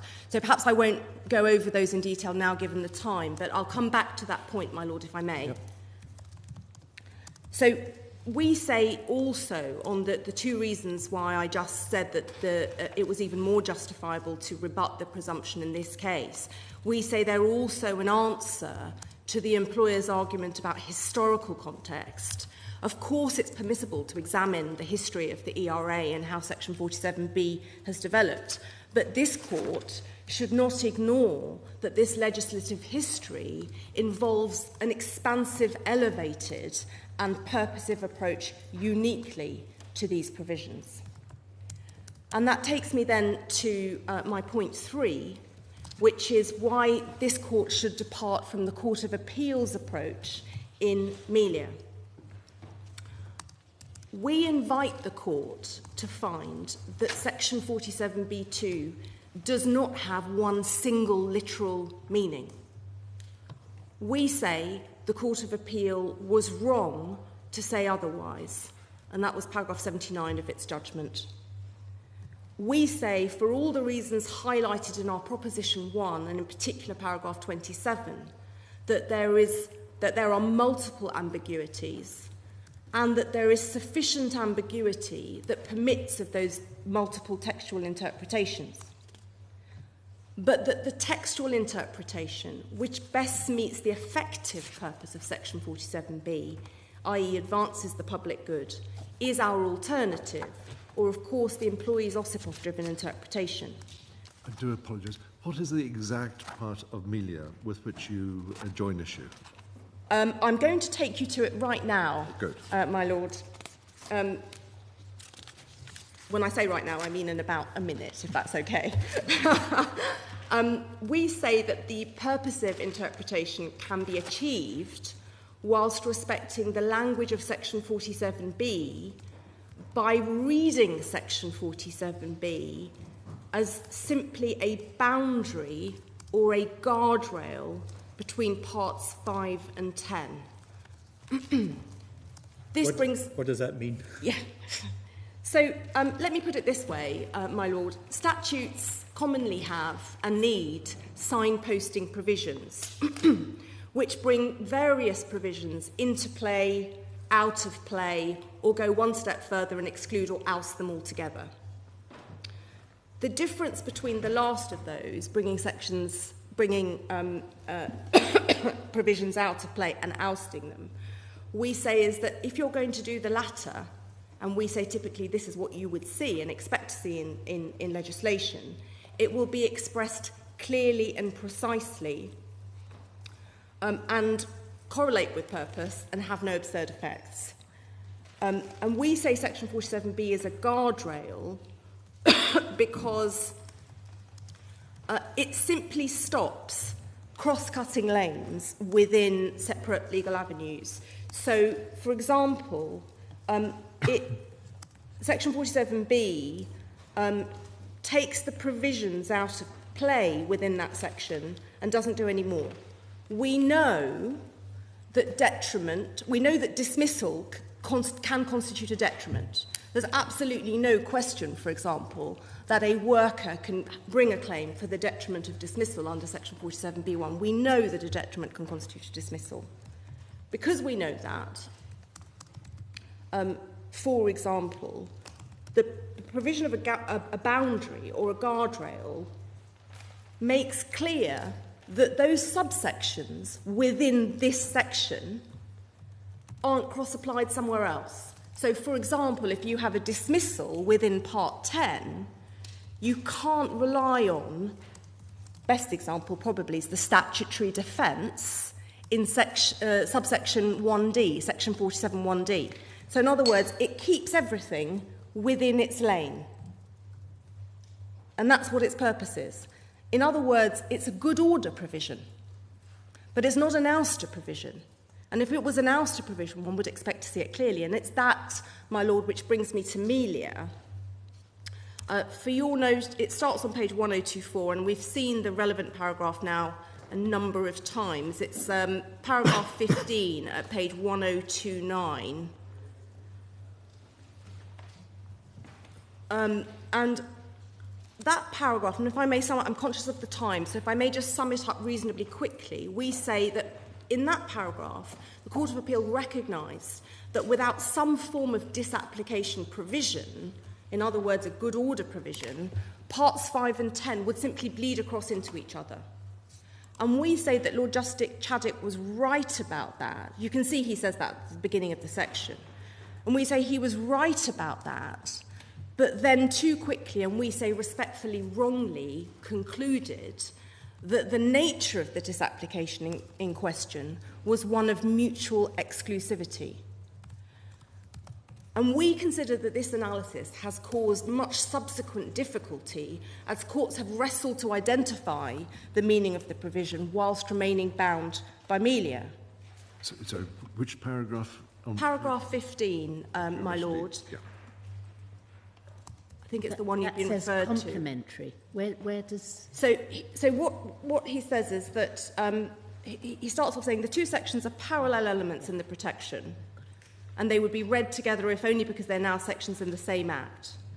But the fact that they spring from the same root and the fact that Section 47B is plainly made subject to the limitation lead irresistibly to the conclusion that the two provisions are intended to be complementary. Now, we agree they can be complementary, but we have a different understanding of what complementary means. He goes on to find that that means mutual exclusivity, effectively. You can only have one and not the other. And we say that, in fact, it's both permissible and preferable to treat it simply as a guardrail and stop the cross-cutting. And we say that that does no violence to Section 47B2's language. But at the time that he said that, there was only a claim against the employer, even under Part 5. There wasn't a claim against the worker. Yes, that's right. So they were effectively identical claims. They were primary liability claims against the employer. I think that's right, yes. I think that's right. But did he refer anywhere to this difference between principal and main reason on the one hand and a single reason? No, I don't. I'll be told if I'm right, but I don't think he did, because I think really this was focusing on remedy, and so there wasn't the concern about liability, so that wasn't the focus. So in other words, what we say is he found that they were parallel for the reasons that we agree with. He found that they're complementary, but he then took it a step further and said they're mutually exclusive, and we say that you don't need to read the language like that, and particularly where there are as many textual ambiguities as we've set out in our submissions, then this court, in order to respect the purpose behind the whistleblowing legislation, should simply treat it as a guardrail and no more. And my Lord Stevens has asked some questions about remedy over the course and how this works in practice. And we would say it's not complicated. We adopt my learned friend Mr. Solomon's points on this, and I would just add 2 quick points on that. One is that the tribunal is, of course, very used to hearing multiple claims with multiple remedies, and so I think my lady Simler asked about Section 126, but of course one can think of many claims, such as deduction of wages claims that could be brought at the same time as as a whistleblowing claim. And of course there's no specific provision dealing with that, it's just the normal tortious approach to it. But of course Section 49 specifically talks about just and equitable. And so the just and equitable provision ensures, should there be any doubt, that there would be no double recovery. And just, if I may just say very quickly in conclusion, the employers highlight at paragraph 94 of their case various other disapplication provisions, some of which are in the bundle. And we simply say to those, they are of little to no assistance here, because unlike Section 47B2, the scope and nature of the disapplication in those clauses is clear, and also, to our knowledge, there has never been a challenge to them on the basis that they are either contrary to the purpose of the acts within which they sit or produce absurd results. So, in conclusion, consideration of purpose when construing this section ensures that whistleblowing laws are rendered effective when an employee is dismissed for whistleblowing. This is what the court should find Parliament objectively and truly intended for such an important right, and it has the advantage of being accessible and clear for all claimants and indeed for all employers. My lords and ladies, I think I've reached the end of my time, so unless I can assist with any other questions. No, thank you very much, Ms. Jolly, and we're grateful for the intervener's assistance. Thank you very much.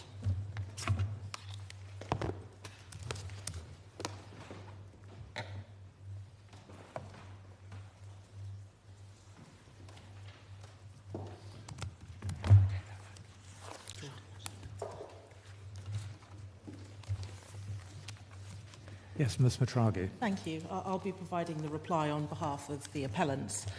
I'd like to start with a point relating to the amendment issue. Is it appropriate to deal with an amendment issue here and now? And we say that it is, because for the purposes of this case, you can assume that the facts as pleaded are in the claimant's favour. And in relation to those, I'd invite the court to turn up the relevant parts of the statement of facts and issues, the agreed statement of facts and issues, which are in the bundle. If one was to start, please, with page 9, you can see the position in relation to the Rice case. So that is, Mr. Rice was employed as head of UK sales. He was dismissed. Mr. Strang said that he was dismissed on grounds of redundancy, and that the claimant's case is that Mr. Strang decided to dismiss him because he'd made protected disclosures. And in the case of the Ms. Treadwell, that is dealt with at page 11, paragraph 4.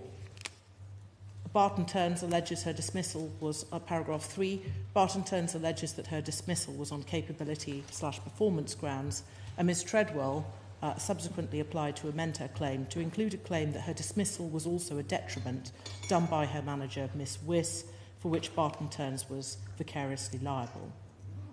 You can still have a mixed reasons under paragraphs 2 and 3 on page 9, can't you, at the hearing? 2 and 3 under... Yeah, the dispute is whether he was redundant or whether he was dismissed because he had made protected disclosures. Well, he could be redundant, but he also could have made protected disclosures. That might have had some bearing on his dismissal. Yes, the point that I'm seeking to make is that the point advanced by the claimants in these cases is a dismissal.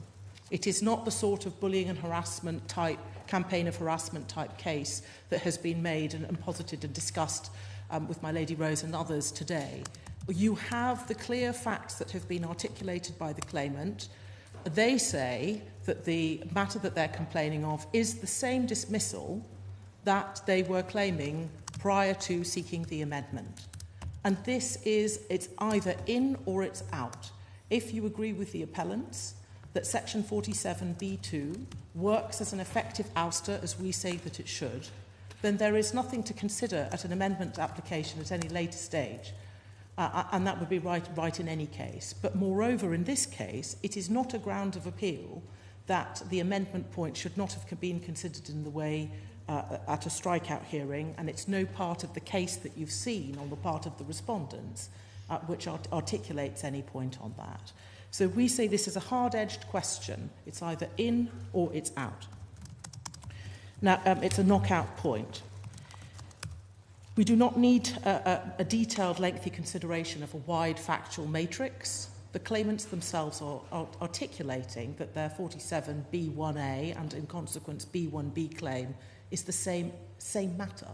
The facts that they had pleaded as the allegation of dismissal under Section 103A have now become the same facts that they're alleging under 47B of the Employment Rights Act. That's the first point. The second point is in relation to what is described as being the appellant's position. The appellant's position is, as it was in the Court of Appeal, that there's no distinction between the employer's act of dismissal and the co-worker's act, seemingly, of dismissal. And the control test here is not niceties about how one construes vicarious liability. It is about the meaning of the clause in Section 47B2. And that does not say that the detriment in question is dismissal. It says the detriment in question amounts to dismissal. It is a wider test than the dismissal itself. So we say that, the co-worker making a claim under 47B1A of the co-worker's dismissal of by the co-worker's dismissal is the same as the employer's dismissal. There's no different and separate act. But even if there were, and there were to be liability under 47B1A, which is treated in terms at page 194, that thing is treated as also done by the worker's employer. Those are the words of the statute. That becomes the employer's act. And when looking at 47B2B, the question is whether that amounts to a dismissal. So it's already a dismissal by the employer. The claimant says they were dismissed by the employer. They're no longer being paid by the employer. The claimant says that they are holding the co-worker responsible, and the statute tells us that the employer is treated as having done that same thing. And that is something where you need to analyse the substance of the claim. Is it one that in substance amounts to dismissal? And of course, it may seem ridiculous to say, but of course we're talking about something that in substance amounts to dismissal, because everybody agrees that the claimant was in fact dismissed. And the definitional provision is that in Section 95. And my Lord Reid aptly picked up on the point. This is a definitional section. The signposting is to Section 95. Now, I heard Mr. Solomon say, well, actually, what Ms. Matraghi wants to do is she wants to ignore what's in the parenthesis within the meaning of Part 10. That is absolutely not what we wish to do. We say quite the contrary. We say those words within the meaning of Part 10 are important. And I spent quite some time this morning explaining that within the meaning of Part 10 was a big hand pointing to the definition section in Section 95 in Part 10 and not the definition section in Part 11, Section 136 and 137 and 138, which 136 needs to be read subject to. And also explaining that Section 95 sets out in terms the circumstances in which one finds a dismissal, and how that was one of two sections that were originally introduced under Part 10 to deal with dismissal, the second being the deemed provision relating to the person exercising their maternity leave. So we say one must give full credit to within the meaning of Part 10, but that is something that, regrettably, at least on the face of the judgment in Osipov and the EAT and the Court of Appeal, is not a matter that seems to have been brought to the attention of the court there. And so there is we are confused by the points being made by the appellants.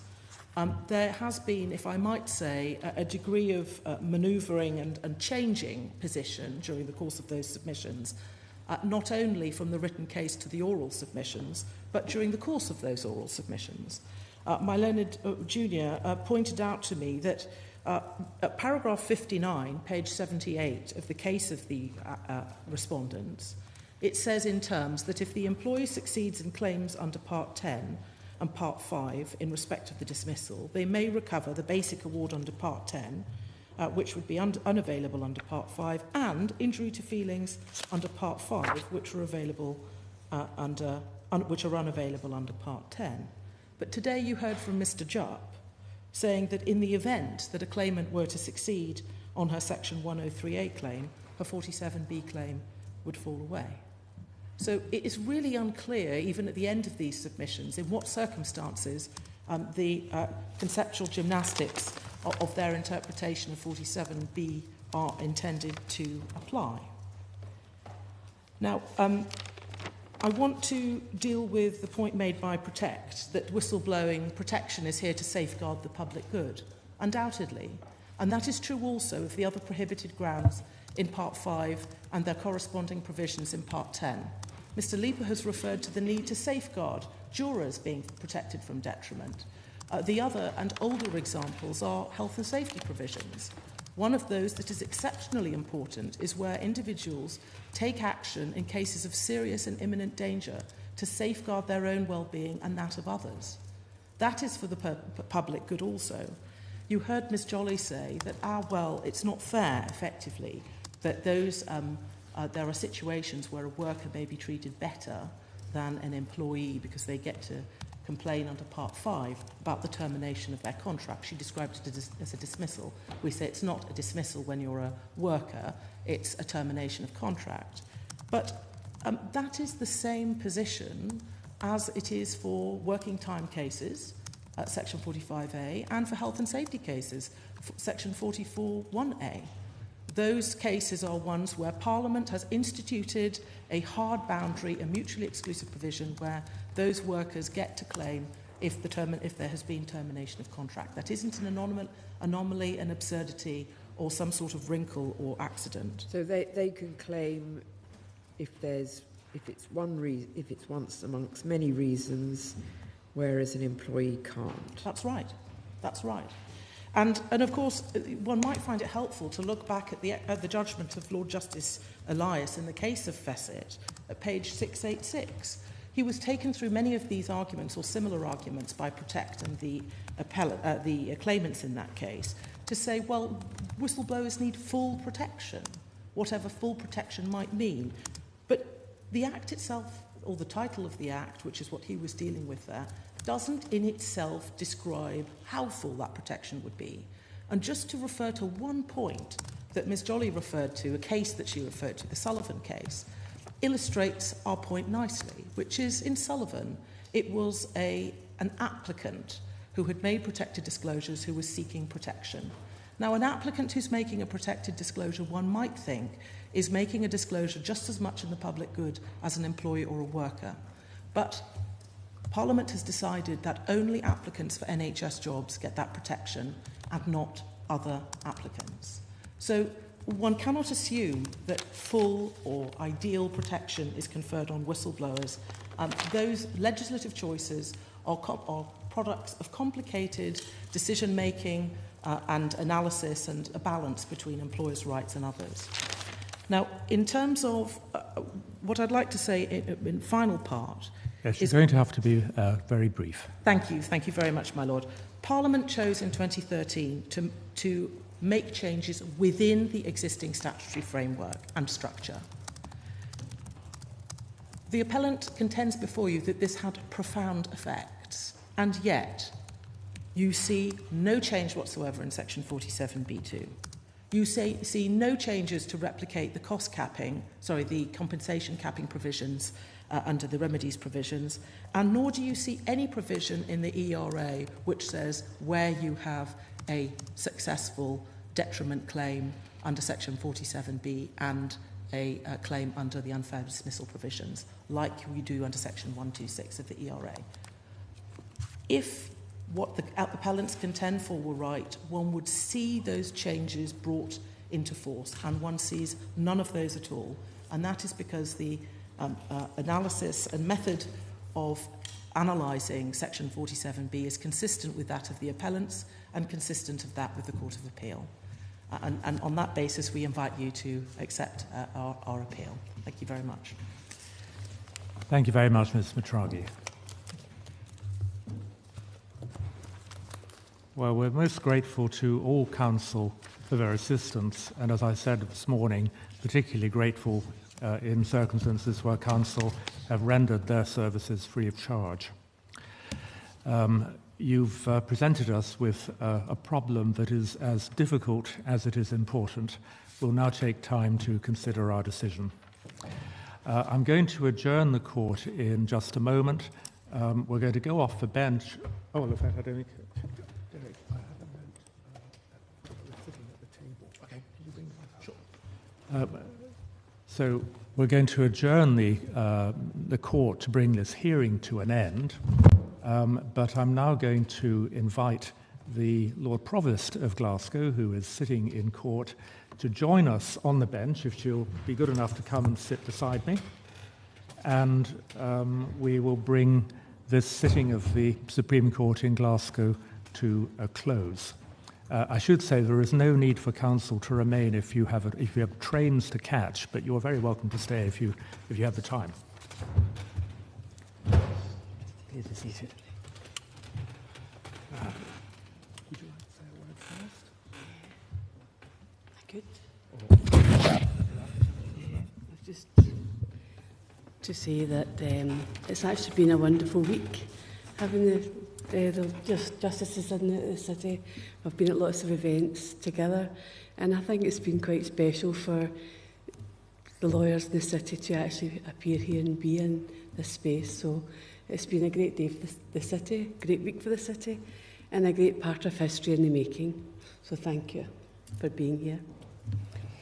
Well, from our perspective, also, this has been a historic week, the first time the Supreme Court, well, the highest court in the UK, whether it was the Supreme Court or the House of Lords before it, the first time it's ever sat in Glasgow, which is one of our most important cities. And it's been an absolutely delightful week for all of us, both the justices and our staff. We could not have received a warmer welcome from everyone here, both the people who work in the city chambers and also everyone else we've encountered in the course of the week. And we've received the most generous hospitality as well. We're delighted by the level of public interest that there has been in this sitting. It's been very good to see how full the court has been with members of the public who have stayed with us even through a rather dry tax appeal. Today we have finally had a case with a bit more human interest in it. It was very important for us to come here in order to demonstrate visibly that we serve the people of Scotland, including, of course, the people of Glasgow. And I think we've been able to do that. I'd particularly like to mention some people who we need to thank for their support during the week. There's a range of organisations. I would mention Strathclyde University, Glasgow Caledonian University, the University of Glasgow, the Law Society of Scotland, the Royal Faculty of Procurators here in Glasgow, the Family Law Association of Scotland, the Merchants' House, the Scottish Criminal Cases Review Commission, and the staff and pupils of 2 schools here in Glasgow, the Glasgow Gaelic School and Hillhead High School. I'd also like to mention some people. It may be invidious to mention particular individuals, but I think I should mention some individuals in the city chambers who have been particularly helpful and supportive. One is the legal manager, Jennifer McMartin, also the ICT manager, whose work has been absolutely vital, Gordon Cunningham, the civic officer, Stevie. Nobody seems to know him by any other name.